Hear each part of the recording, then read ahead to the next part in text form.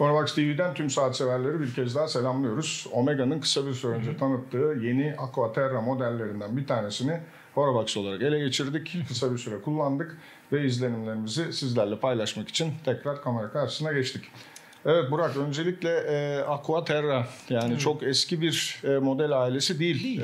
Omega için. Kısaca hani Aquaterra'nın tarihinden bahsedelim. Ondan sonra da yeniliklerden bahsetmeye başlayalım. Aquaterra aslında Omega gibi köklü bir marka için bakıldığında, bu marka üzerinde bakıldığında genç bir ürün grubu. Çok da eski değil tabii. 2002'de 2002'de çıkıyor. Yakın bir tarihi var.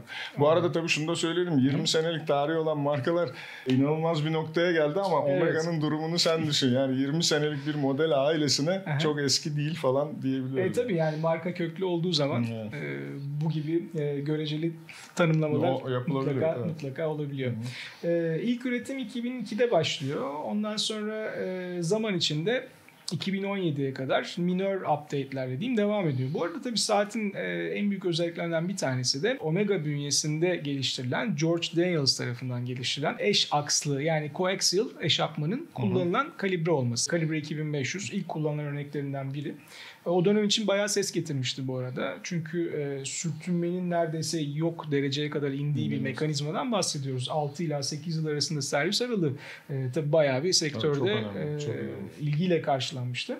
Saatin genel olarak belirleyici özelliklerine baktığımızda da iki tane ana özellikten bahsetmek mümkün. Bunlardan bir tanesi 150 metre su geçirmezlik ki bence saatin karakteri için önemli bir detay. Diğeri de saatin kalın ama kibar, yumuşak tasarlanmış düz bezeli. Evet. Şimdi Aquaterra'nın tabii Omega DNA'sını taşıyor olması, bu yumuşak hatları Aquaterra'yı Omega koleksiyonunda hem de sektörde yani nasıl bir segmente yerleştiriyorsun? Şu şekilde düşünüyorum aslında onunla alakalı olarak. Aquaterra çok güzel bir her gün saati. Hani everyday watch diye bahsediyoruz ya forumlarda falan da. Neden böyle? Çünkü öncelikle sportif bir saat. Fakat tamamen bir spor saat değil. Omega'nın DNA'sını çok güzel barındırıyor. Özellikle kasa tasarımındaki boynuzların içe kıvrık yapısı olsun, mat parlak geçişleri olsun, bunların hepsi çok başarılı. Ama aynı zamanda kendisine has bir duruşu da var. Speedmaster'dan esinlenilmiş bir bilezik kullanıldı ilk modellerinde. Aslında hala o bilezik var. Birazcık değişti son modellerde.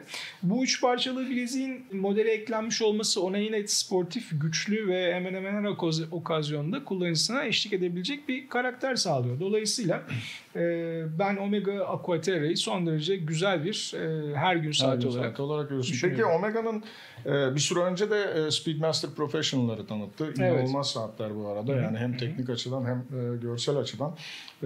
Yani Aquaterra'nın her şeyden önce kendi Omega koleksiyonunun içinde böyle bir Speedmaster'ın gölgesinde kalma gibi bir durumu olabilir mi sence? Açıkçası ben çok kalacağını düşünmüyorum. Çünkü şimdi Speedmaster çok kült bir model.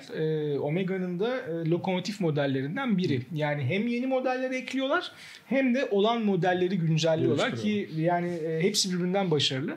Ama sonuçta onun bir kült takipçisi var. Yani fan topluluğu var öyle söyleyeyim. Kronograf bir saat herkese uygun bir saat olmayabilir. Birazcık daha ağırbaşlı, daha az kendini belli eden, daha her okazyonda kullanılacak modellere yönelecek insanlar sayınca bence daha fazla olacaktır. Dolayısıyla yeni Aquaterra'nın özellikle geniş ürün gamıyla kesinlikle gölgede kalacağını düşünmüyorum. Pek çok insan için hatta Omega'dan belki ilk tercih olabilecek derecede güzel saatler olduğunu düşünüyorum. Peki yeni Aquaterra hakkında neler söylemek istersin? Yani bir sürü yenilik var, gelişme var. Onlar hakkında neler düşünüyorsun? Orada da durum şu Serdar, yani yeni Aquaterra koleksiyonunu belirleyen en büyük özellik saat 6 noktasına eklenmiş küçük saniye sayacı. Şimdi küçük saniye mevzusuna baktığımız zaman sen de biliyorsun saat terminolojisinde küçük saniye genelde heritage, reissue ya da klasik modellerle, klasik elbise saatleriyle. Cep saatlerinden kalma bir... Aynen. Yani kökleri cep saatine kadar uzanan bir detay. Genelde bu tür saatlerle beraber anılıyor. Bunun modern ve sportif bir saate uyarlaması nasıl olmuş? Kağıt üzerinde aslında biraz çekimser yaklaşırdım. Ama saatleri gerçekten canlı incelediğimde son derece başarılı olduğunu düşünüyorum. Çok güzel detaylar eklenmiş. Yani Small Seconds'a baktığın zaman Small Seconds'ın etrafındaki counter chaptering yani çerçevesinin kalın ve renkli tasarlanması, kalın kollar kullanılması, bunun markörler kendini belli ediyor. Kendini belli ediyor olması bence çok güzel bir detay. Yani saati evet klasik bir hava katıyor ama sportif temasından da geri kalmasını sağlayacak bir detay değil. Bence çok güzel dengelenmiş. Bu arada tabii şeyi de ekleyelim.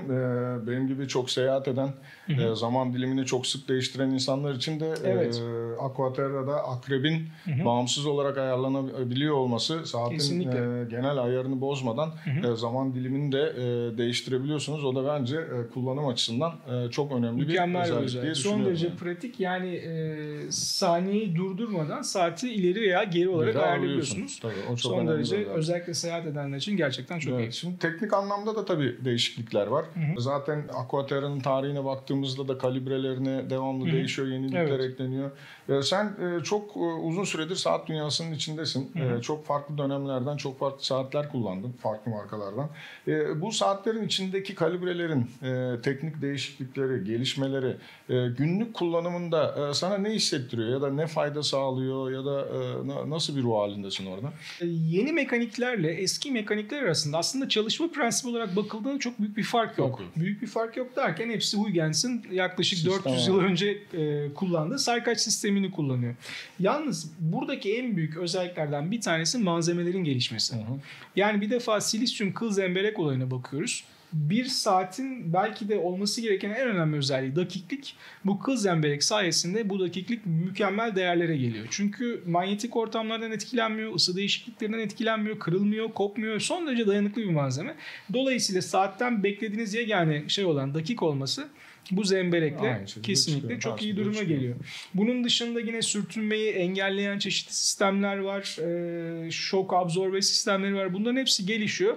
Evet, belki baktığınızda geleneksel mekanik saatçilik aynı şekilde devam ediyor ama materyal olarak son derece rafine ürünler kullanılıyor. Peki bu manyetik alan dayanıklılığına ne diyorsun? 15.000 Gauss.